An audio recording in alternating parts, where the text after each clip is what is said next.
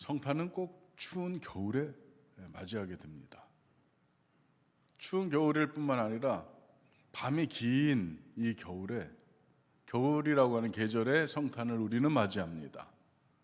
마치 우리들의 인생의 추위와 그리고 인생의 긴 밤 가운데 주님께서 오신 것 같은 그런 느낌을 받을 만큼, 그래서 우리는 성탄을 맞이할 때 뭔가 기대가 되고 위로가 되기도 하고 포근한 마음이 우리를 감싸기도 합니다. 오늘 저에게 천사가 오신 것처럼 여러분에게도 천사가 오실 줄 믿습니다. 기쁨의 좋은 소식을 가지고 천사가 여러분을 방문해 주시기를 간절히 바랍니다. 오늘 그런 생각을 해봤습니다. 그래, 교회는 아직도 따뜻한 곳으로 인식되어 있구나. 그런데 성탄절에만 따뜻한 곳이 아니라 1년 365일 늘 주님이 계시는, 늘 주님이 오신, 늘 주님이 임재해 계시는 그런 따뜻한 곳이 될 수 있기를 간절히 축복합니다.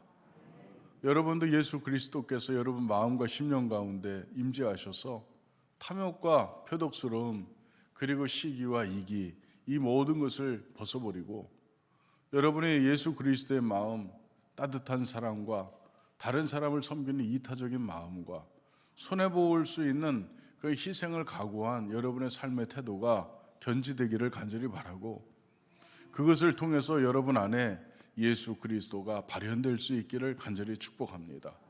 그래서 여러분은 그리스도의 편지고, 여러분은 그리스도의 향기고, 여러분은 그리스도의 심장을 소유한 그리스도인으로 이 땅을 진정한 평화의 땅으로 바꿔놓을 수 있기를 주님의 이름으로 간절히 축복합니다. 도대체 주님은 왜 오셨습니까? 도대체 주님은 왜 오신 것입니까? 우리들의 마음과 심령 가운데 주님은 어떻게 오신 것입니까? 그것을 우리는 발견해야 됩니다.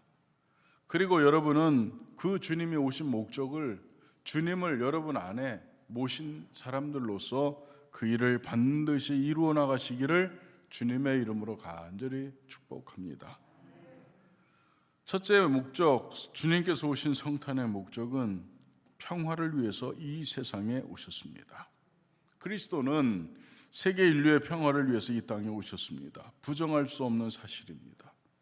어둠 가운데 비추인 빛이 되셨습니다.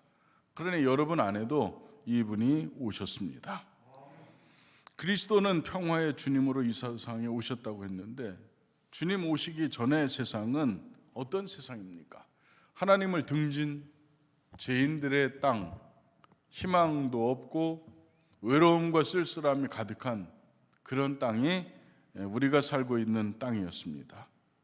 깨진 평화, 죄로 인해서 깨어진 평화로 어둡게 된 세상 가운데 우리 사람들은 근본적인 어두움 가운데 있기도 했습니다. 여러분은 늘 행복하고 기쁘고 즐겁고 평화롭습니까? 네. 우리에게는 그런 것도 있는데, 걱정과 근심, 염려와 두려움, 좌절과 절망, 그리고 싸움으로 인한 불편함, 이것이 우리들의 삶 가운데 가득 채워져 있습니다. 이것의 근본적인 원인은 우리 안에 도사리고 있는 죄의 쓴뿌리 때문에 그렇습니다. 그런데 주님께서는 이런 죄인들에게 오신 것입니다. 저에게 오신 것입니다. 그런 우리에게 오신 것입니다. 모든 사람 사이에 깨져버린 평화를 주님께서 다시 이루시기 위해서 그분은 오신 것입니다. 너와 나의 화해자로, 우리와 하나님과의 화해자로 주님은 그렇게 오신 것입니다. 그래서 우리 안에 주님이 계신 사람들 안에는 평화가 있어야 하는 것입니다. 옆 사람을 따뜻한 눈으로 바라보시기 바랍니다. 왜 째려보니 이러지 말고, 어떤 사람은 엘리베이터 박스 안에서 쳐다봤다고 맞았다고 하는데, 여러분은 그런 사람 되지 않기를 바랍니다. 따뜻한 눈, 경계하고 그리고 남을 없이 여기는 그런 눈이 아니라 따뜻한 눈, 섬길 수 있는 포근한 눈, 그 눈을 뜨고 있는 사람들, 사랑스러운 눈을 뜨고 있는 그 사람에게 나의 어려움도 이야기해주고 다가올 수 있는 그런 눈을 여러분은 소유하시기를 간절히 바랍니다. 어두움 가운데 그리스도의 오심은 평화를 주시기 위해서 오셨다는데, 주님의 빛으로 우리는 구원의 길을 찾게 되는 것이죠. 어두우면 보지 못하지만 빛이 비추어지면 우리는 볼 수 있습니다.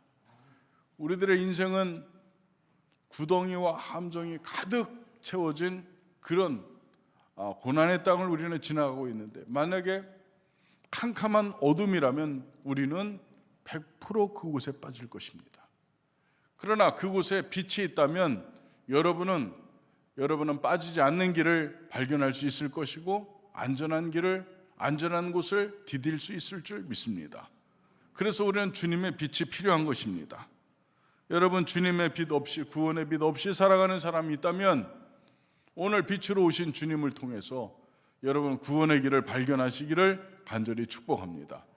다시 말해서 예수로 살라고 하는 그런 주문입니다. 그러니 여러분 예수로 사시기를 바랍니다. 예수로 살고, 예수로 판단하고, 예수로 경험하고, 예수로 행하시기는 여러분 되시기를 축복합니다. 두 번째는, 빛으로 오신 주님께서는 우리에게 평안을 주셔서 고난을 이겨낼 수 있는 힘과 용기를 허락해 주셨습니다.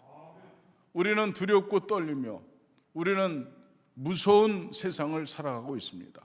그래서 무릎의 뼈가 서로 부딪힐 만큼 우리는 두려워 떨고 있는 삶을 살고 있습니다. 그런데 주님께서 우리 등 뒤에서 우리의 어깨를 그의 능력의 오른손으로 붙잡으시고, 내가 너와 함께한다, 두려워하지 말고 놀라지 마라, 그렇게 우리의 위로자가 되시는 줄 믿습니다. 그분의 손이 우리 가운데 얹어질 때 우리의 두려움은 사라지고 우리의 공포는 떠나갈 것이고, 우리의 떨리는 무릎은 강하고 담대한 걸음을 옮길 수 있는 능력 있는 무릎으로 변화될 줄 믿습니다. 그러니 그 주님이 여러분에게 오셨다는 것입니다. 오늘 그 주님은 당신을 나는 길이요 진리요 생명이라고 말씀하시면서 하나님께로 가는 구원의 길을 열어놓으시고 나를 따라오너라, 그렇게 말씀하셨습니다. 그러니 여러분, 평화의 왕으로 오신 주님을 오늘 영접하는 여러분 모두가 되시기를 간절히 축복합니다. 주님이 오시기 전에 우리들의 모습을 본다면 우리의 모습은 너무나도 초라했습니다.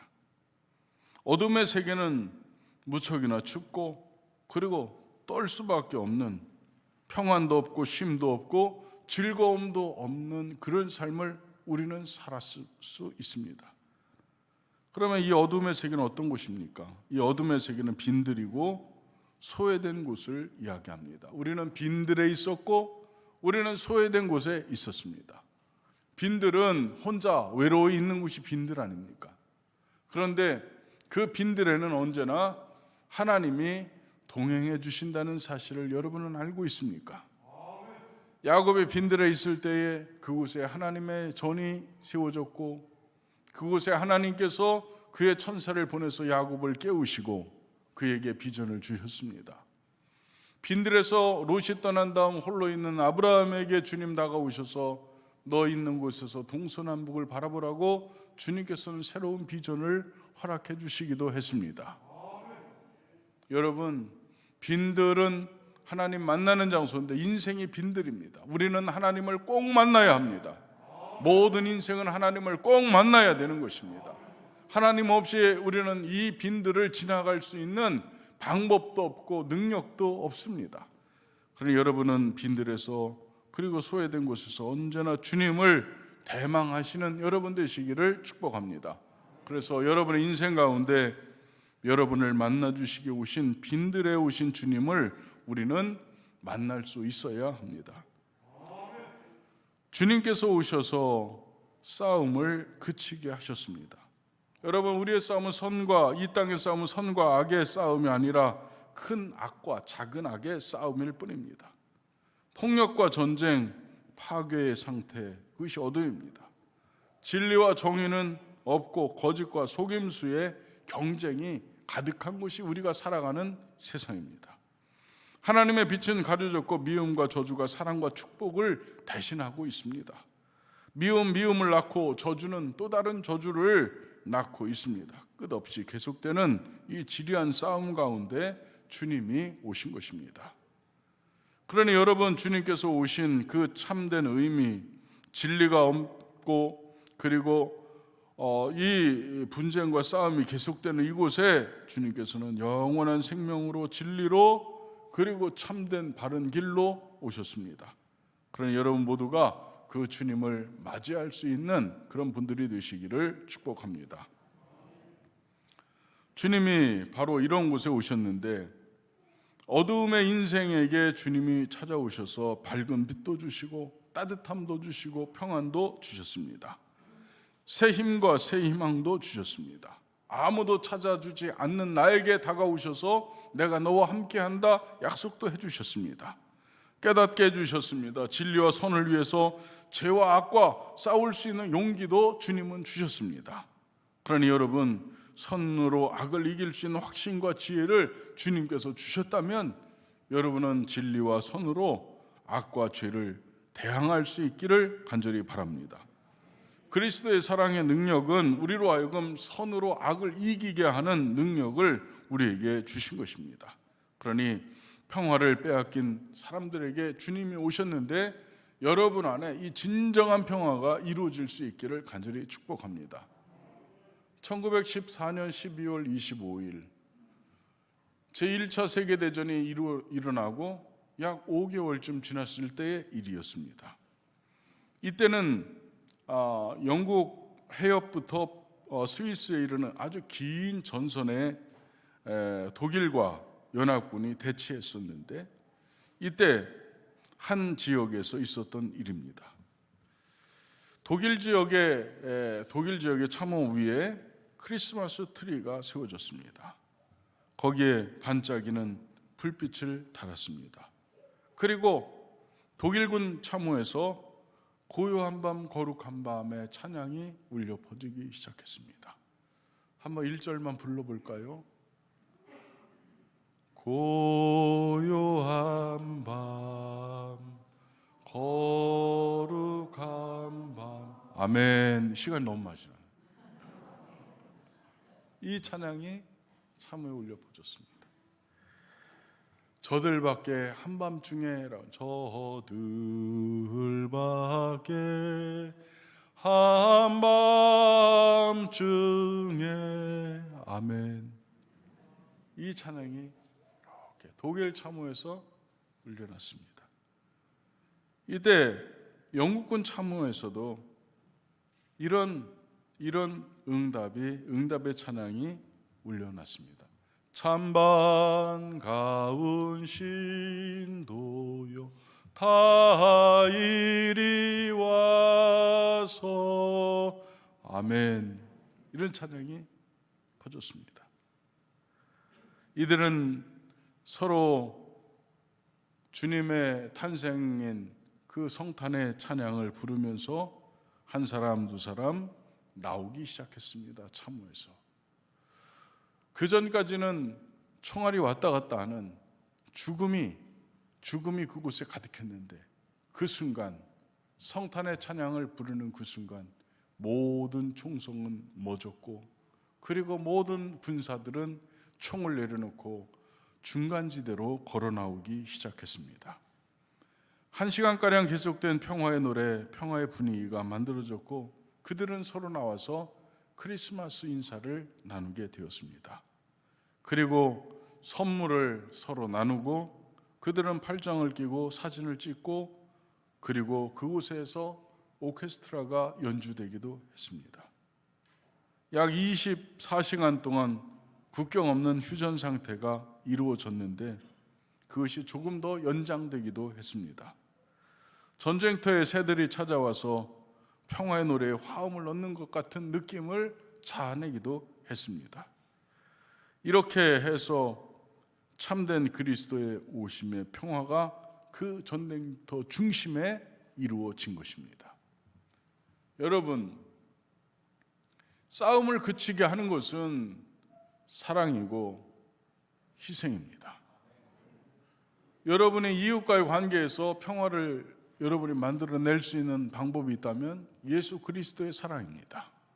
먼저 타인을 생각하는 그런 따뜻한 마음입니다.